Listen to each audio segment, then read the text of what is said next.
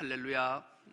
오늘 또 주의 전에 온 여러분들을 축복하고 환영합니다. 하나님의 놀라운 은총, 오늘 특별히 산상변모 주일이면서 주연절 마지막 주일을 보냅니다. 다음 주부터는 사순절이 시작돼요. 다시 한번 우리가 교회력을 잘 참고하고 오늘 왜 주님이 변모하시고 우리에게 진짜 변할 때가 됐는지 말씀하심을 가슴속 깊이 새겨서 하나님의 크신 뜻을 이루어내는 우리 충성로교회 모든 건속될 수 있기를 축복합니다. 오늘 우리가 함께 은혜 받고자 하는 말씀의 제목이 진짜 변화할 때입니다 라는 제목으로 함께 은혜를 나누겠습니다. 설명절 잘 보내셨습니까? 우리 조상들은 설이 되면 세배를 어른들을 찾아가 하게 되고 또 쇠하라는 것을 서로 나누기도 하고 복 많이 받으세요라고 덕담을 주고받지요. 이 설날이 돼서 쇠하를 주고받는 그림들이 저런 그림들을 주고받아요. 이 쇠하를 주고받을 때 이 그림들을 집 문설주나 집 대문 앞에 꼭 붙여놓지요. 그런 이유는 잡기가 악기가 들어오지 못하게 막아주고 복을 불러드린다, 그런 의미로 저 쇠하들을 나누었어요. 그리고 무엇보다도 우리 조상들은 유달리 참 제사를 참 많이 드렸어요. 가정에도 제사를 많이 드렸고 또 가문의 제사도 드리고 더 나아가 부락 단위로 마을 단위로 동제라는 제사도 참 많이 드렸지요.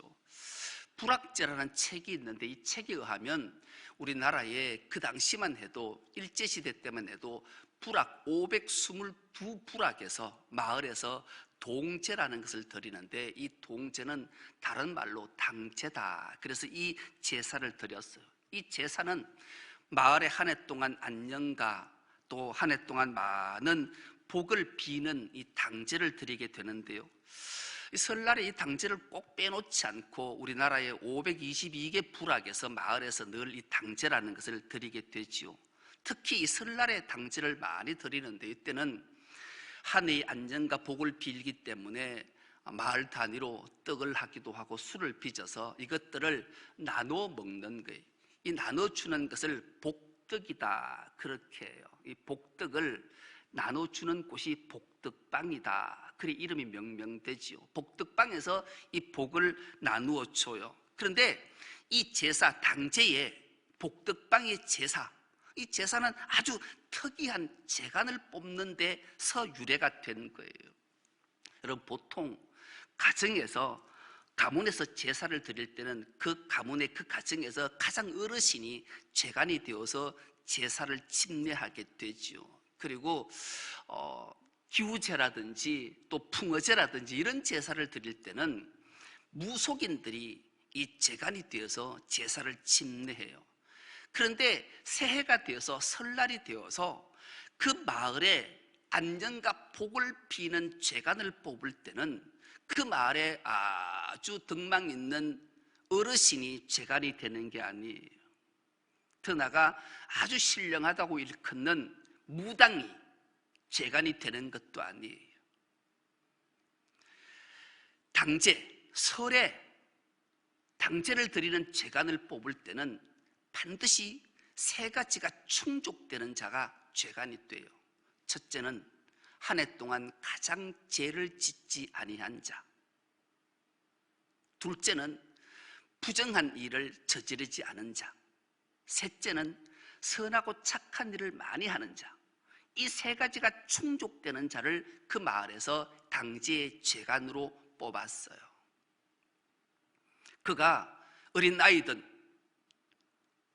부녀자든 청년이든 노인이든 아무 상관없이 가장 죄를 짓지 않고 부정한 짓을 저지르지 않고 선하고 착한 일을 한 자를 제간으로 삼아서 당제를 집행하는 제간으로 삼았던 거죠. 왜요? 이런 자만이 복을 줄 수 있는 사람으로 믿었기 때문이에요. 우리 조상들이 얼마나 지혜로운가를 알게 되죠. 복을 줄 수 있는 사람은 그 마을에서 가장 죄 없고 가장 선하고 가장 부정한 비를 저지르지 않는 자가 복을 줄 수 있는 자격이 있다고 믿었기 때문이지요. 우리는 새해가 되면 늘 주고받는 새해 인사가 있죠. 새해 복 많이 받으세요 라고 인사를 해요. 이런 덕담, 복덕을 복덕방에서 줄 수 있는 자격이 나에게 있는가를 물어보게 된다면 우리는 이 새해에 이 인사가 얼마나 두려운가를 알게 하는 말이기도 해요. 그런데 우리 조상들이 얼마나 지혜로웠는가. 복음이 들어오기 전에 벌써 우리 조상들은 하나님의 말씀들을 하나님의 영으로 기억하게 하셨지는 않았을까를 생각하게 되지요.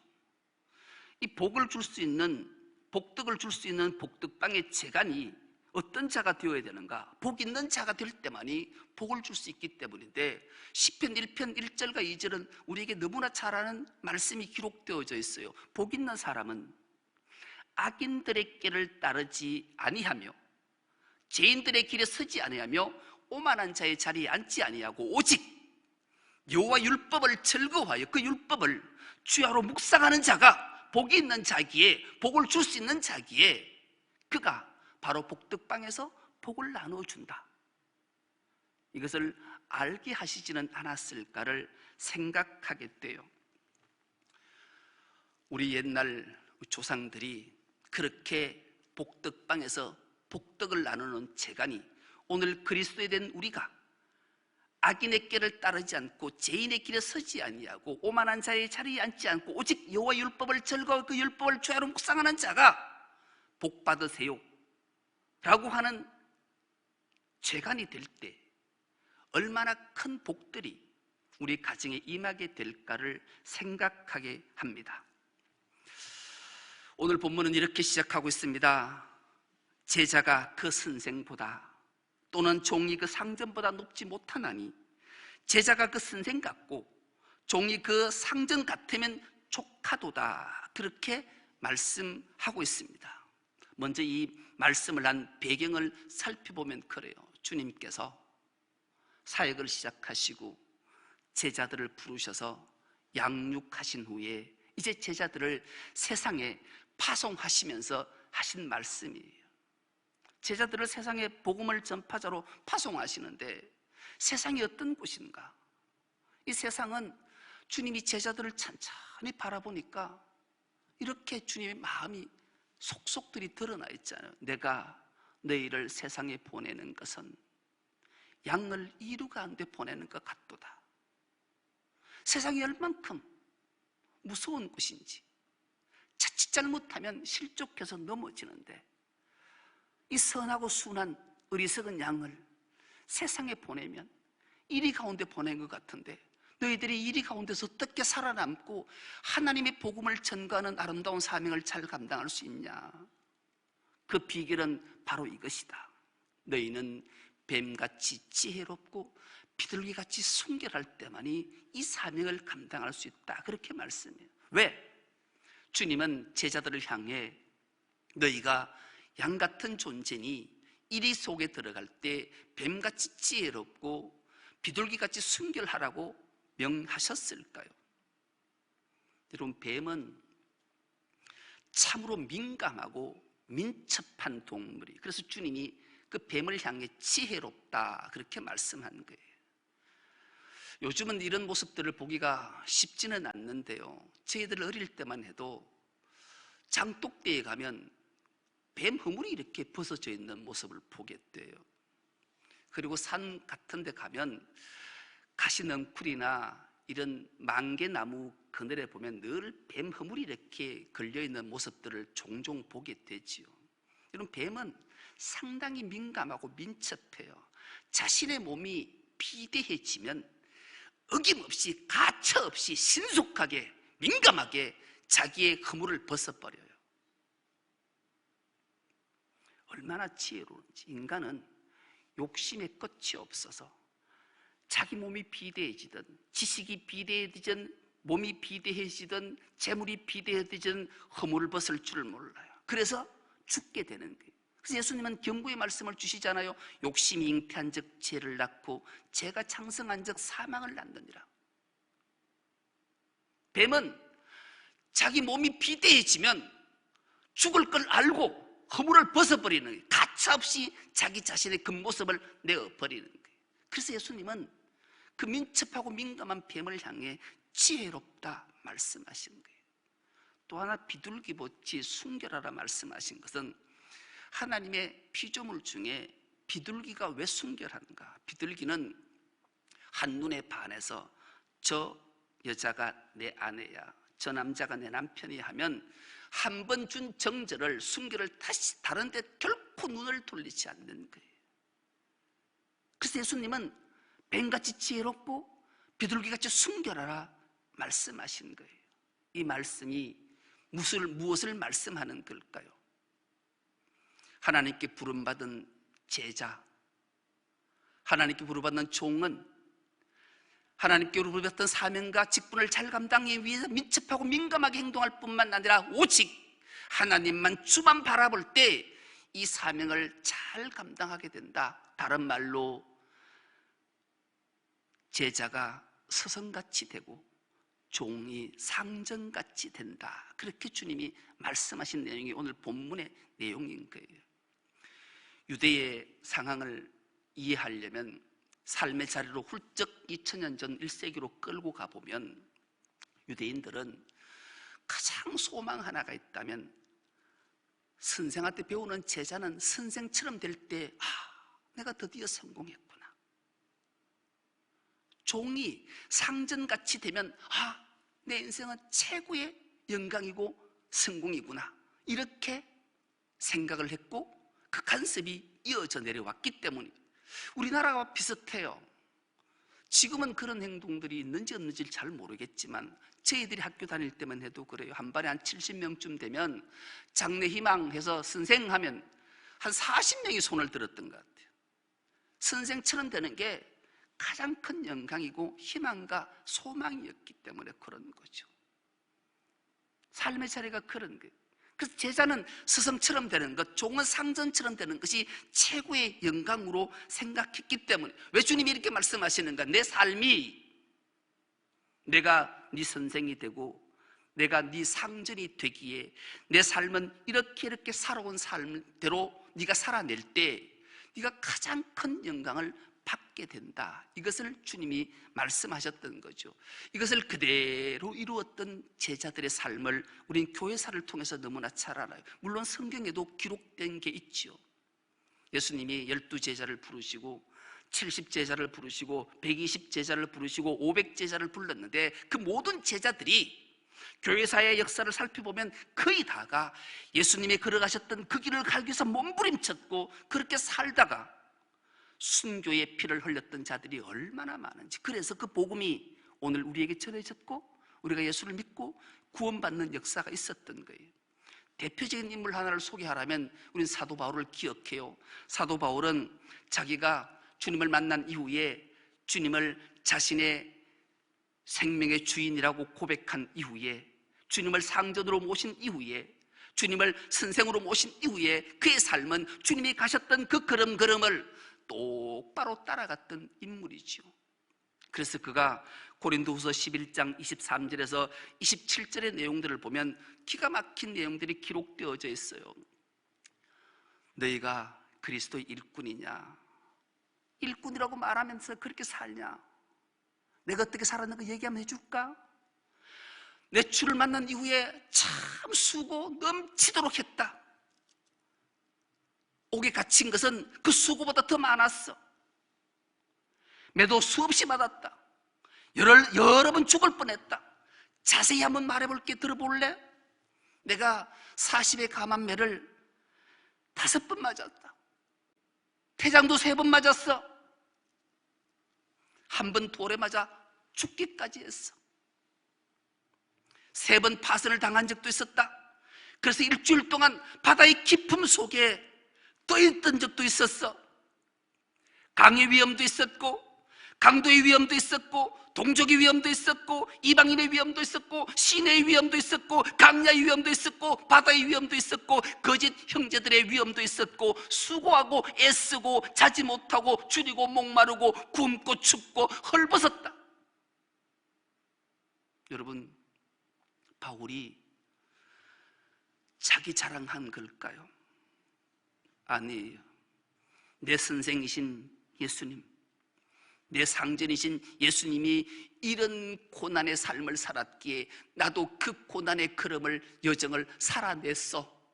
내가 대견하지 않냐. 주님의 그 길을, 그 가시는 길을 나도 이렇게 갔던 거야. 왜? 나는 제자이기에, 나는 종이기 때문에. 이 고난 당한 것은 내가 스승처럼 되고 내가 상전처럼 되려고 최고의 영광이기에 내가 이 길을 갔던 거다. 자기의 자랑 항목을 늘어놓은 게 아니에요. 자기를 드러내려고 한 것이 아니에요. 주님의 가신 그 길을 제자된 자가, 종된 자가 마땅히 걸어야 될 이 길이기에 이 길을 갔다라고 말씀하고 있는 거예요. 여러분, 그런데 오늘날 교회가, 우리가 주님의 가신 그 길, 주님이 우리에게 지어준 십자가의 길을 자랑하는지 세상의 자랑에 함몰되어져 있는지 오늘 우리는 우리 자신들을 돌아봐야 돼요. 그리스도인이면서 주님을 우리의 스승이라 하면서 예수님을 우리의 주님이라고 고백한 우리가 세상 자랑에 함몰되어 있지는 않는지요. 사업에 성공한 것 자랑하고, 인류대학에 합격한 것 자랑하고, 인류기업에 합격한 것 자랑하고, 판검사 된 것 자랑하고, 병고침 받은 것 자랑하고, 이런 자랑은 세상적 자랑이지 결코 그리스도인의 자랑이 아니라는 사실을 망각한 채 오늘도 여전히 이런 자랑에 함몰되어 살고 있지는 않는가요? 주님은 오늘도 이런 자랑하고 있는 우리를 향해 하나님 우편에 앉으셔서 눈물로 피눈물을 흘리고 있다는 사실을 기억하게 된다면 진짜 이제 우리가 변화할 때입니다. 오늘날 그리스도의 슬픔은, 아픔은, 고통은 교회들이 세상적 자랑에 매몰되어 있고 세상적 자랑에 함몰되어 있다는 것에 가장 슬픈 현실이죠. 그러므로 이제는 주님이 변화되어서 하늘문이 열리고 제자들에게 우리에게 들려주시는 음성, 이는 내 사랑하는 자요 내 기뻐하는 자니 너희는 그의 말을 들으라 말씀하심을 기억하고 이제 진짜 우리가 변화할 때입니다. 세상적 가치에서 변화해야 돼요. 세상적 자랑에서 변화해야 돼요. 세상적 매력에서 가감하게 지혜로운 뱀처럼 벗어던지고 민감하고 민첩하게 오직 주만 바라보고 주님이 주신 직분과 사명을 감당 위해 몸부림쳐야 될 때가 바로 지금이기 때문에 그래요. 세상에 두려워할 것 없어요. 주님이 우리와 함께 하시고 주님이 우리를 붙들어 주시기 때문에 너희는 세상의 것 두려워하지 말라. 몸을 죽이는 세상에 대해서 두려워하지 말라. 몸과 영혼을 능히 죽이고 지옥불에 던질 그 하나님을 두려워하는 것이 그리스도 된 자, 예수님을 주님이라고 고백한 자, 예수님을 스승이라고 고백한 자, 예수님을 상전이라고 고백한 종된 자에 마땅히 해야 될 본분이다. 내가 아버지 성부 하나님이 나의 선생되고 나의 상전되기에 그분의 명령을 따랐던 것처럼 너희도 이런 삶을 살라라고 주님이 말씀하시는 거예요. 그리고 이제 속삭이던 들렸던 것을 가감하게 집이 옥상에서 전파하라. 그리고 세상을 향해 너희가 복덕을 나누어주는 복덕방이 되라. 주님 우리에게 말씀하십니다. 이제는 우리가 위축되는 것이 아니라 공개적으로 선포할 때가 되었음을 주님이 오늘 산상변모주의를 통해 우리에게 명령하신 음성입니다. 요즘처럼 교회가 그리스도인들이 움츠려 있는 적이 어디 있었습니까? 세상의 비난, 핍박에 더 이상 주눅들 필요 없다고 주님이 말씀하고 두려워하지 말라고 우리에게 말씀하십니다. 진짜 두려워해야 될 자가 바로 하나님이시기 때문입니다. 하나님 나를 왜 부르시고 나를 왜 구원하셨고 나에게 왜 이 직과 이 사명을 주셨는가를 기억할 때가 지금이라고 말씀하십니다. 여러분, 예수님 왜 믿으십니까?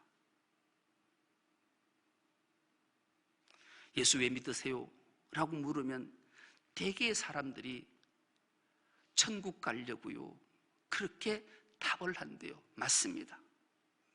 그러나 진짜 답은, 많은 사람들에게 큰 울림을 주는 답은 이 한 명의 답 때문에 많은 사람들이 놀랐다 그래요. 예수 왜 믿으십니까? 이 무릎 앞에 지옥 안 가려고요. 여러분, 예수 왜 믿으십니까? 지옥 안 가려고 믿는 거예요. 주님은 지옥에 대해서 끊임없이 우리에게 말씀해요. 우리가 세상 가치에, 세상 자랑에, 세상 매력에, 세상 유혹에 매몰되어 있으면 지옥 가요, 지옥 가.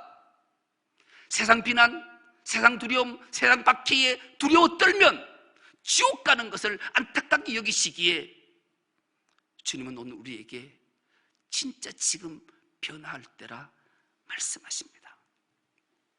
좀 손해보고, 좀 고난받고, 좀 박해받아도 하나님을 두려워하고 세상을 두려워하지 않는 자가 될 때 하나님은 우리를 지켜주시겠다 약속의 말씀을 주십니다. 누가복음 22장 43절 44절 말씀은 이 말씀이 기록되어져 있는데 우리가 한 목소리 한번 합독해 보겠습니다. 시작. 천사가 하늘로부터 예수께 나타나 힘을 더하더라. 예수께서 힘쓰고 애써 더욱 간절히 기도하시니 땀이 땅에 떨어지는 핏방울같이 되더라. 아멘. 여러분, 이 말씀의 배경을 아십니까?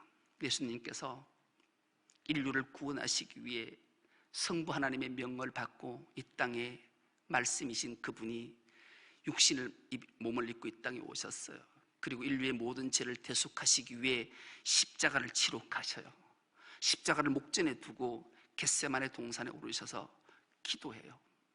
그 기도가 얼마나 처절했던지, 십자가 고난의 잔이 얼마나 두려웠던지 하나님 앞에 이렇게 기도해요.